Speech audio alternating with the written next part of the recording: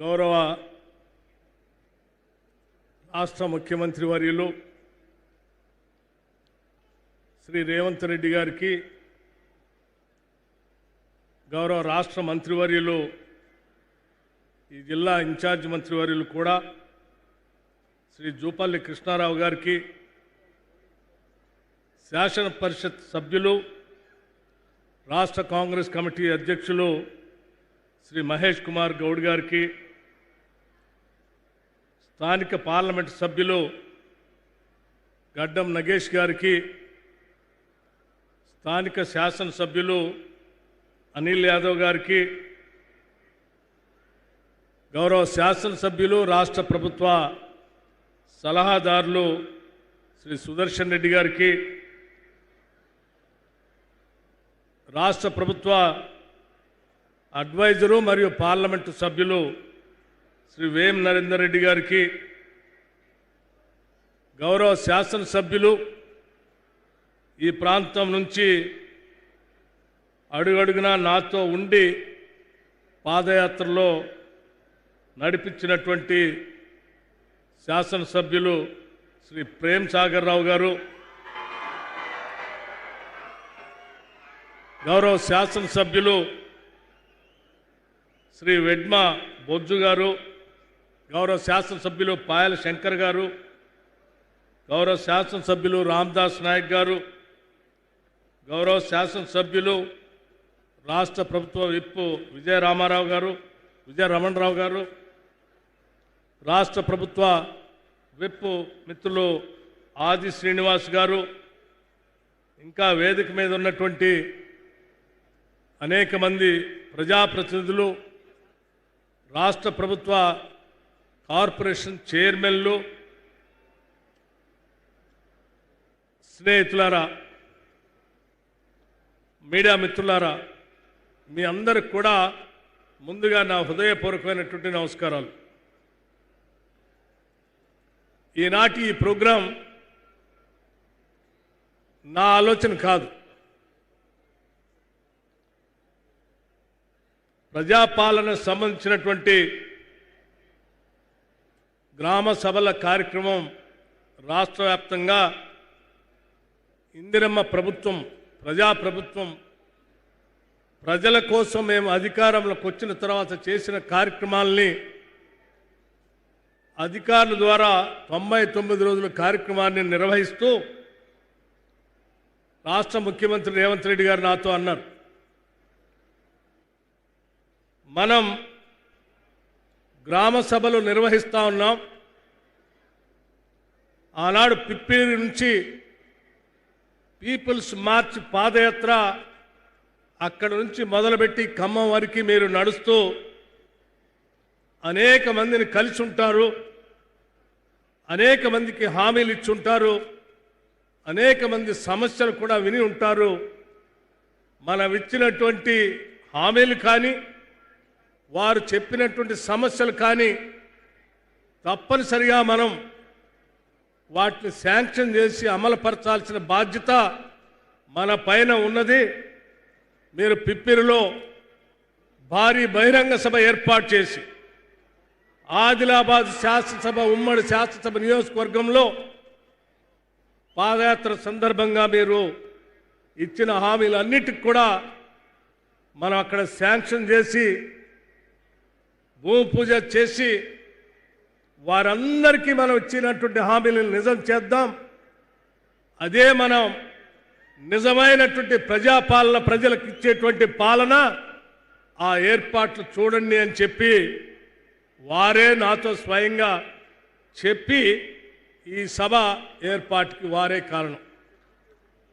మీ అందరి తరఫున ఉమ్మడి ఆదిలాబాద్ జిల్లాలో ఆనాడు పిప్పిరి నుంచి మన్ను టెండర్లో మొదలుపెట్టినటువంటి ఆ పాదయాత్రలో నాతో పాటు కలిసి నడుస్తూ ఆ పిప్పిరి పాదయాత్రని, పీపుల్స్ మార్చ్ పాదయాత్రను విజయవంతం చేస్తూ ఇక్కడ సమస్యలు చెప్పినటువంటి మీ అందరి సమస్యలు పరిష్కారం చేస్తూ ఈరోజు శాంక్షన్ చేయడమే కాదు, జీవోలన్నీ ఇష్యూ చేసి 1238 కోట్ల రూపాయలతో ఈరోజు ఇక్కడ అన్నిటికి కూడా శంకుస్థాపన చేసినటువంటి సందర్భంలో మీ అందరి తరఫున నేను రాష్ట్ర ముఖ్యమంత్రి రేవంత్ రెడ్డి గారికి ప్రత్యేకంగా ధన్యవాదాలు కృతజ్ఞతలు కూడా తెలియజేస్తా ఉన్నాను. ఈ సభ ఒక రాజకీయ సభ కాదు.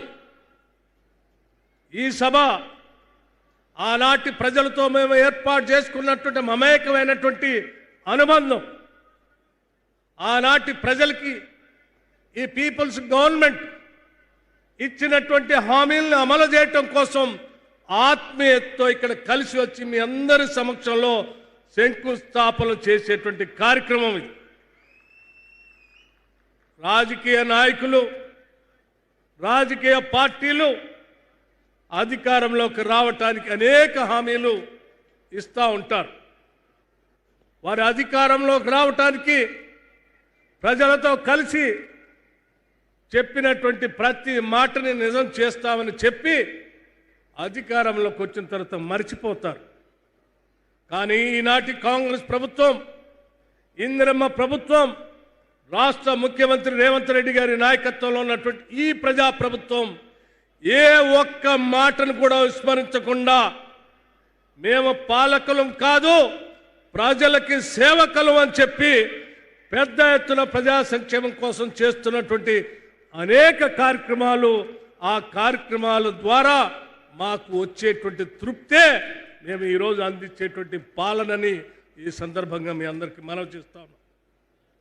అధికారం అంటే అది ఒక హోదానో, అధికారం అంటే అందల వెక్కి పెత్తనం చేయటమనో ఆలోచన మా కేబినెట్లో ముఖ్యమంత్రి గారికి కానీ సహచర మంత్రులకు కానీ ఏ ఒక్కరికి లేదు. కాబట్టే కేవలం 2 సంవత్సరాలలో ఆనాటి కాంగ్రెస్ పార్టీ ఆధ్వర్యంలో ఎన్నికల కంటే ముందు ఇచ్చినటువంటి హామీలన్నింటినీ కూడా, గ్యారంటీలన్నింటినీ కూడా దాదాపు 99% ఇచ్చిన గ్యారంటీలన్నింటినీ అమలు చేస్తున్నటువంటి ప్రజాప్రభుత్వం మన ప్రభుత్వాన్ని గుండెల నిండా ధైర్యంగా నేను చెప్పగలుగుతా ఉన్నాను. ఆనాడు ఈ ప్రాంతంలో నడిచినప్పుడు ఇల్లు లేని పేదవాళ్ళు కలిసి ఇల్లు కావాలని 10 సంవత్సరాల నుంచి గోడు వెళ్ళబుచ్చుకున్నాం, మాకు ఇల్లు రావట్లేదని అంటే ఆనాడు భారీ బహిరంగ సభలతో ఆనాటి రాష్ట్ర కాంగ్రెస్ కమిటీ అధ్యక్షుడిగా రేవంత్ రెడ్డి గారు ఒక పక్కన పీపుల్స్ మార్చి పాదయాత్రతో ఇంకో పక్కన సిఎల్పి లీడర్గా నేను ఇచ్చినటువంటి ఏ ఒక్క హామీని మర్చిపోకుండా అమలు చేయాలనేటువంటి ఆలోచనతోనే 22,500 కోట్ల రూపాయలు ఖర్చు అవుతున్నప్పటికి కూడా పేదవాళ్లకి ప్రతి శాసనసభ నియోజకవర్గంలో 3,500 ఇళ్లని, 4,50,000 ఇళ్లని ఒకటేసారి శాంక్షన్ చేసి పేదల పక్షాన ఈ రాష్ట్ర ప్రభుత్వానికి ఉన్న చిత్తశుద్ధిని నిరూపించినటువంటి ప్రభుత్వం ఇది. ఆలోచన చేయండి. రైతు భరోసా ఇస్తామని చెప్పటమే కాదు, పెద్ద ఎత్తున 9 రోజుల్లో 9,000 కోట్ల రూపాయలు రైతుల అకౌంట్లో వేసాం. నిన్న కూడా రైతు భరోసా పేరు మీద అకౌంట్లో ప్రతి రైతు అకౌంట్లో డబ్బులు వేసుకుంటూ పూర్తి స్థాయిలో అందరికీ రైతు భరోసా వేసేటువంటి కార్యక్రమానికి నాంది పలికాం. అట్లాగే 200 యూనిట్లు ఉచిత కరెంటు ఇస్తామని చెప్పి పెద్ద ఎత్తున 52 లక్షల కుటుంబాలకి ఈరోజు రాష్ట్రంలో ఉచిత కరెంటు ఇస్తా ఉన్నాం. ఆడబిడ్డలందరినీ కూడా మహాలక్ష్మిలాగా పూజిస్తామని చెప్పినట్టుగానే ఈ ప్రభుత్వం అధికారంలో రాగానే శాసనసభలో శాసనసభ్యులుగా మేమందరం ప్రమాణ స్వీకారం చేసిన అరగంటలోనే శాసనసభల ప్రాంగణంలోకి ఆర్టీసీ బస్సులు తెప్పించి ఈ రాష్ట్రంలో ఉన్న మహిళలందరికీ ఉచిత బస్సు ప్రయాణం నిజం చేసినటువంటి ప్రభుత్వం ఈ ఇందిరమ్మ ప్రభుత్వం. దాదాపు 300 కోట్ల సార్లు ఈ రాష్ట్రంలో ఉన్నటువంటి మహిళలు ఉచితంగా ఆర్టీసీ బస్సులో ప్రయాణం చేస్తే రాష్ట్ర ప్రభుత్వం మీ తరఫున 10,000 కోట్ల రూపాయల్ని ఆర్టీసీకి రాష్ట్ర ప్రభుత్వం ఈ రాష్ట్రంలో ఉన్న మహిళల తరఫున డబ్బులు కట్టిన సంగతి కూడా ఈ సందర్భంగా మీ అందరికీ మనవి చేస్తా ఉన్నాను. అంతేకాదు ఈరోజు రాష్ట్రంలో తీసుకునే ప్రతి కార్యక్రమం కూడా పెద్ద ఎత్తున అమలు చేస్తూ ఆ కార్యక్రమాన్ని ముందు తీసుకుని పోయే కార్యక్రమంలో భాగంగా నేను ఒక విషయం చాలా స్పష్టంగా చెప్పదలుచుకున్నాను. ఈ రాష్ట్ర ప్రభుత్వానికి మానవత్వం ఉంది. మానవీయ కోణంతో మనం అనేక దశాబ్దాలుగా ఉంటూ ఉన్నాం. ఒక సామాజిక నిర్మాణం, అంతరాలు లేని సమాజాన్ని, సామాజిక విభేదాలు లేనటువంటి సమాజాన్ని నిర్మించాలనేటువంటి అనేక మంది మాట్లాడేటువంటి మాటలను మాత్రమే వింటూ వచ్చాం. కానీ ఈనాటి ప్రభుత్వం ఈరోజు మీ అందరి సమక్షంలో ఇవాళ శంకుస్థాపన ఫలకాలను ఇక్కడ వేసినటువంటి young India integrated residential school ఒక్కసారి ఆలోచన చేయండి. ఇది వినటానికి ఒక స్కూల్ లాగానే మీరు వింటూ ఉండొచ్చు. కానీ సామాజిక అంతరాలు లేనటువంటి ఒక సమాజాన్ని నిర్మించాలని విద్యాశాఖ చూస్తున్నటువంటి రాష్ట్ర ముఖ్యమంత్రి రేవంత్ రెడ్డి గారు ఒక ఆలోచన చేశారు.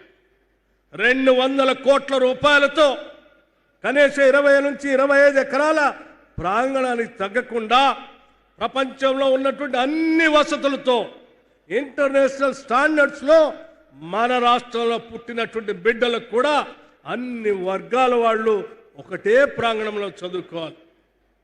చిన్ననాటి నుంచే ఒక వసుదైకైన కుటుంబంగా సమాజంలో అంతరాలు లేని విధంగా ఎదగాలనే ఉన్నతమైనటువంటి ఆలోచనతో ఈ రాష్ట్రంలో దాదాపు 100 స్కూళ్ళని, ఈ రాష్ట్రంలో 100 రెసిడెన్షియల్ స్కూల్ని, యంగ్ ఇండియా ఇంటిగ్రేటెడ్ రెసిడెన్షియల్ స్కూల్స్ని శాంక్షన్ చేసినటువంటి ఘనమైన చరిత్ర ఈ రాష్ట్ర ప్రభుత్వానికి. బహుశా ఈ దేశంలో ఏ రాష్ట్రంలో కూడా ఇటువంటి విధానం లేదు. ఈరోజు 3 schools, young India integrated residential schools ఇక్కడ శంకుస్థాపన చేశాం. ఇటువంటి స్కూల్స్లో చదువుకున్నటువంటి బిడ్డలు అక్కడ అంతరాలు లేనటువంటి సమాజాన్ని చూస్తారు. ఒక మరో ప్రపంచాన్ని నిర్మించడం కోసం ఒక ఉన్నతమైనటువంటి ఆలోచనతో ఈ రాష్ట్ర ప్రభుత్వం ముందుకు పోతుందని చెప్పడం కోసం నేను ఉదాహరణగా చెప్తాను.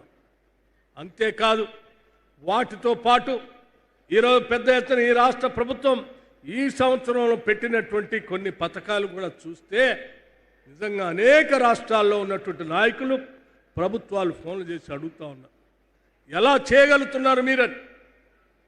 ఈరోజు మనం గతంలో చూసాం, 2014 నుంచి 18 ప్రాంతంలో అనేక మంది రైతాంగ సోదరులు ఆత్మహత్యలు చేసుకుంటే వాళ్ళకి ₹1,00,000 చనిపోయిన కుటుంబానికి ఇస్తామంటే ఆ ₹1,00,000 కోసం తిరిగిన కుటుంబాలు చూసాం.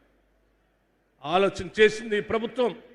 ముఖ్యమంత్రి గారు ఒక ఆలోచన చేసి, అన్న మనం ఈ రాష్ట్రంలో పుట్టడం మన వాళ్ళ అదృష్టంగా భావించాలి, ఈ రాష్ట్రంలో పెరగటం మన కుటుంబాల అదృష్టంగా భావించాలి, ఈ రాష్ట్రంలో పుట్టిన ప్రతి కుటుంబం కూడా నేను నిర్భయంగా ఈ రాష్ట్రంలో బతకగలుగుతున్నాను, ఒక భరోసాతో కూడినటువంటి ఒక ధైర్యాన్ని ప్రతి కుటుంబానికి ఇచ్చేటట్టుగా మనం ఒక పథకాన్ని తీసుకొని రావాలని చెప్పి ఈరోజు ఇందిరమ్మ ఆత్మీయ భరోసాని, దురదృష్టవశాత్తు ఒక కుటుంబంలో ఏదైనా ఆ కుటుంబ యజమానికి ఏదైనా జరిగితే ఆ కుటుంబం తలకిందులు కాకుండా ఉండటం కోసం ప్రతి కుటుంబం, ఈ రాష్ట్రంలో ఉన్న అన్ని కుటుంబాలకి 5 లక్షల రూపాయలతో ఇందిరమ్మ బీమా పథకాన్ని ప్రవేశపెట్టిన ఏకైక ప్రభుత్వం ఈ దేశంలో ఏదైనా ఉందంటే అది మన ప్రభుత్వం.